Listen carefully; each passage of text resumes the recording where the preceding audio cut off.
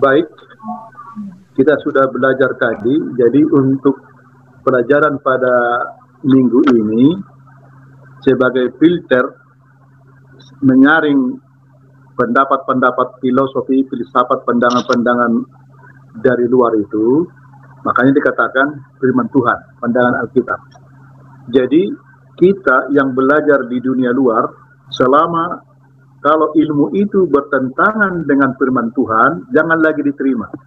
Karena begini, kalau ilmu itu diterima nanti, contohnya sekarang ini, kalau ilmu ini bisa nanti mendeteksi penyakit-penyakit, tidak perlu lagi dokter, tidak perlu yang lain, hanya ilmu itu tidak perlu, jadi banyak akan kerancuannya. Tetapi ilmu pengetahuan terbatas. Bagaimanapun jagonya ilmu siapapun terbatas. Contoh, ketika air bah Nuh berkhotbah 120 tahun, akan ada air bah, tapi ilmu pengetahuan pada saat itu katakan tidak ada air bah. Tidak mungkin, bodoh kawan-kawan. Tidak benar itu menurut mereka. Tapi ada pembuktian. Ketika 7 hari mereka 7 hari dalam perahu itu, dalam bahtera itu, baru hujan turun. Barulah dibuktikan bahwa dunia itu terbatas. Jadi saudara perlu kita ketahui, sumber pengetahuan adalah Allah, sedangkan manusia mempunyai ilmu yang terbatas. Jadi bagaimanapun jagonya. Jadi kalau ada pembuktian dari kerah manusia itu tidak benar itu, ya kan? Kalaupun ada seperti tadi, yang benar bahwa kita diciptakan dari mana? Oleh Allah. Jadi sekali lagi, setiap ilmu pengetahuan itu jangan logika di atas, itu jadi terbalik. Harus firman Tuhan di atas, kalau nggak cocok logika manusia dengan firman Tuhan, stop. Jadi bagaimana membentengi anak-anak muda kita di gereja, di sekolah luar itu, itulah sebabnya kalau kita pelajari si Musa, baca Alkitabmu, hafal ini. Nanti kamu kalau kau tidak ingat ini, kamu akan berontak. Kamu akan meninggalkan Tuhanmu. Jadi filternya ilmu pengetahuan itu harus firman Tuhan, pandangannya tadi. Kemana manusia yang punya ilmu yang canggih itu, yang pintar itu menerangkan, akhirnya mati. Tidak ada apa-apa. Tapi ilmu Alkitabiah ada pengharapan. Itu makanya katakan yang penting di sini adalah iman akan Kristus. Percaya kepada Tuhan, maka ketika Yesus datang, orang yang mati akan dibangkitkan. Jadi ada pengharapan. Kalau ilmu yang lain itu tidak ada pengharapannya. Jadi kalau mau digali sebenarnya dengan ilmu pengetahuan, ilmu Alkitab ini lebih optimis daripada ilmu pengetahuan yang tercanggih di dunia pun. Karena akhirnya ilmu mereka itu tidak mampu. Karena ilmu pengetahuan tidak bisa membuat kehidupan. Contoh ketika Yesus lahir, tanpa benih laki-laki tidak bisa dibuktikan ilmu pengetahuan itu, tidak bisa. Jadi sekali lagi apa yang sudah dibuktikan oleh Allah, makanya perlu kita mengenal tabiat Allah, kasihnya, karakternya. Makanya kita selamat dengan pengenalan akan Allah, bukan dengan logika akan Allah. Karena nggak semua bisa dilogikakan untuk mengenal Allah, nggak bisa. Ketika kita menyelidiki semua ilmu pengetahuan yang tercanggih pun di dunia ini, kalau itu tidak tepat dengan firman Tuhan, reject. Karena akhirnya nanti akan salah. Jadi kalau orang membuat logika di atas, maka dia akan menyangkal Tuhannya. Itu akibatnya. Jadi hati-hati kalau kita sekolah di mana? Di luar, seperti yang dikatakan Johan tadi. Jadi bagaimana mengatasi hal ini? Firman Tuhan ini harus terus diajarkan dengan baik, dan pembuktian yang dikatakan oleh Tuhan itu jauh lebih hebat. Bagaimana dibuktikan ilmiah bisa jalan dari laut? Ya gak bisa kalau bukan mujizat ilmu pengetahuan Tuhan. Bagaimana membangkitkan orang yang sudah mati? Ya gak bisa ilmu pengetahuan katakan. Itulah sebabnya kalau tidak bisa diterima oleh rasio, maka orang akan menolak Tuhan. Atau kalau jika juga menerima rasio seperti tadi bisa dibuktikan, orang juga akan menolak siapa? Tuhan. Tidak perlu lagi Tuhan, ngapain ke gereja saya lagi? Saya bisa kok atasi diri saya sendiri. Kasus keuangan saya ini saya bisa dengan ilmu saya lakukan. Dengan kehidupan kesehatan saya, dengan ilmu ini bisa saya lakukan.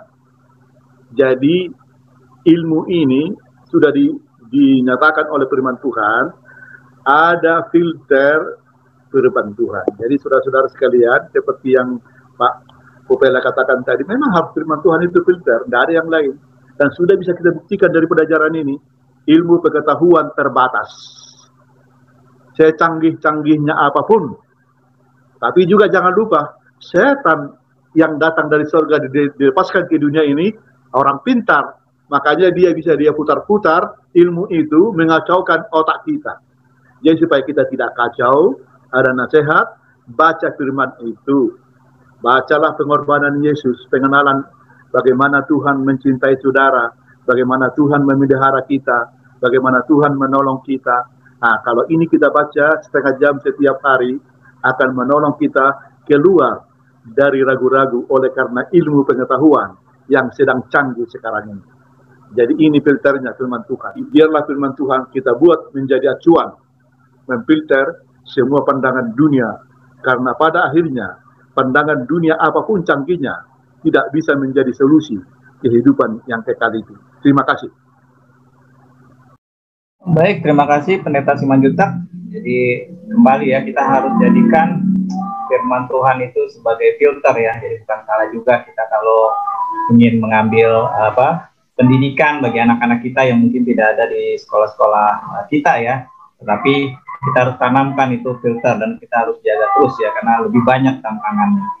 Mungkin ada lagi yang lain mau bertanya atau menambahkan? Saya mau menambahkan apa yang ilmu pengetahuan sedang lakukan atau cari itu adalah untuk membuktikan apa yang firman Tuhan sudah nyatakan. Kenapa seperti itu? Ilmu pengetahuan menyatakan bahwa energi itu hanya berubah bentuk.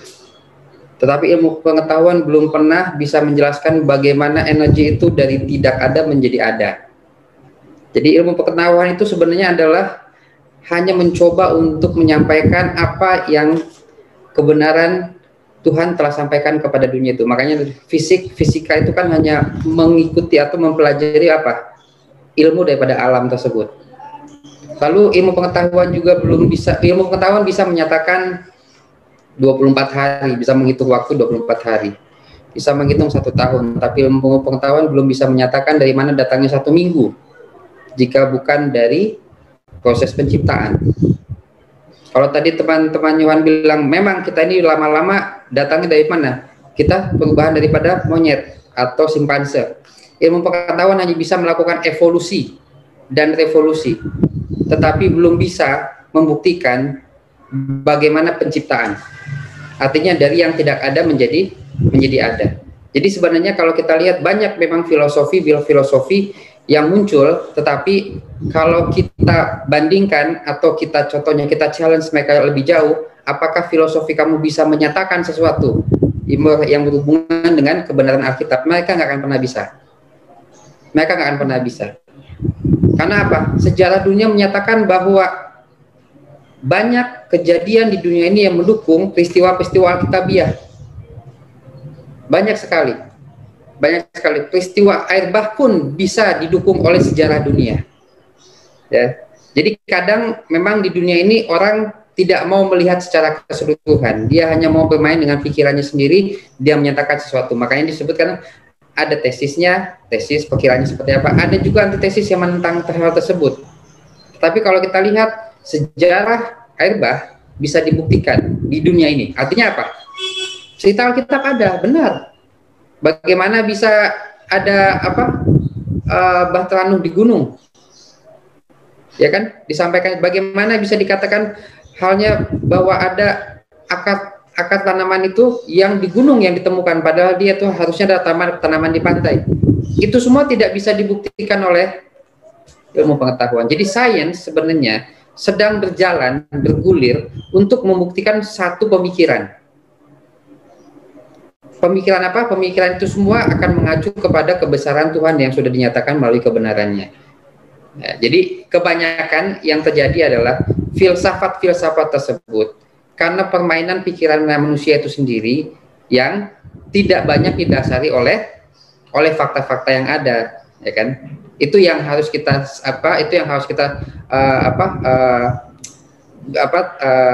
hadapi atau yang harus kita perhatikan. Tetapi yakinlah kenapa? Bahwa semua saintis bahkan dia akan mengakui kebesaran Tuhan. Tidak ada saintis setelah nanti dia sampai kepada ujungnya bahkan dikatakan yang menyatakan bahwa manusia itu berasal dari monyet juga ujung-ujungnya dia mengakui kebesaran Tuhan, bahwa Tuhan itu ada, ya kan?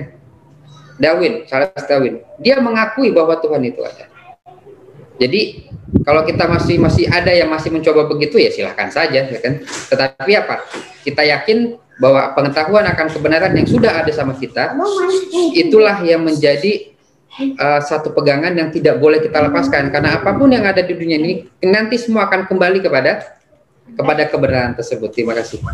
Jadi walaupun Daniel menubuatkan dalam Daniel 12:4 bahwa pengetahuan semakin bertambah-tambah, tetapi tetap kita berpegang teguh bahwa hanya Alkitab sajalah, hanya firman Tuhan sajalah yang menjadi landasan pendidikan Kristen yang sejati. Bukan hanya sekedar filsafat kosong dalam arti buah ide pemikiran manusia yang terbatas. Karena itu diciptakan oleh manusia yang terbatas. Baik itu penelitian, teori-teori, ya. Tetapi kalau kita paralelkan kepada Alkitab, semuanya itu akan bertolak belakang, tidak akan nyambung. Ya, segala pengetahuan dunia ini tidak akan apa? Tidak akan link. Itu sebabnya tadi yang disampaikan oleh Pak Johan sangat betul itu. Bagaimana kita supaya membentengi orang-orang muda, yaitu back to the Bible, kembali kepada Alkitab. Biarlah Alkitab itu menjadi pedoman penuntun dan menjadi outline. Kalau kita di bangku kuliah atau di sekolah, biarlah itu menjadi guideline, outline dan guideline. Ya, supaya apa yang kita arahkan pandangan kita ke surga, maka tidak itu membuat kita apa? Ya, terjerumus oleh pengetahuan. Walaupun pengetahuan perlu, tapi agak sedikit berbeda makna pengetahuan yang Salomo katakan ya di dalam Amsal, supaya kita berhikmat. Tapi janganlah kita berhikmat oleh karena dunia, karena hikmat dunia ini hanyalah untuk mengambil keuntungan, baik itu pribadi, golongan, ya, organisasi, ya, yang membuat teori-teori seolah-olah baik, padahal bukan. Nah, kembali kepada satu ini, saya juga sangat tertarik sebelum kita akhir dulu lagi. Sebagaimana juga Michael Pocat, ya, di hari Kamis, dia seorang ahli Prancis mengatakan bahwa sebagai seorang pembela, katanya, apa yang dilakukannya bukan hanya untuk penghapusan hukuman mati, tetapi yang perlu juga diperhatikan, bagaimana penghapusan seluruh sistem pemenjaraan dan membiarkan seluruh tahanan pergi dengan bebas. Kalau sekiranya ini dipraktekkan di dunia atau di Indonesia, kan Tuhan itu Allah yang baik. Tidak perlu ada penjara, tidak perlu ada tahanan. Lantas bagaimana nanti saudaraku? Ya, akan repot kita, akan repot dunia. Allah itu Allah yang baik, katanya. Nggak perlu ada penjara, nggak perlu ada, ya mungkin hukuman mati bolehlah dipertimbangkan. Tetapi penjara, saudaraku, kalau memang sudah orang jahat, sudah melakukan kriminal, pembunuhan, dan lain sebagainya, ya wajib. Apakah itu bertentangan dengan firman Tuhan? Tidak. Karena memang Tuhan juga memberikan kepada manusia suatu hikmat, bagaimana menata sebuah negara itu supaya negara itu aman dan baik. Dan tujuan daripada hukum itu, ya, saya juga kita pelajari, hukum itu adalah untuk menuntun orang supaya mereka mengenal apa? Mengenal dosa, mengenal pelanggaran.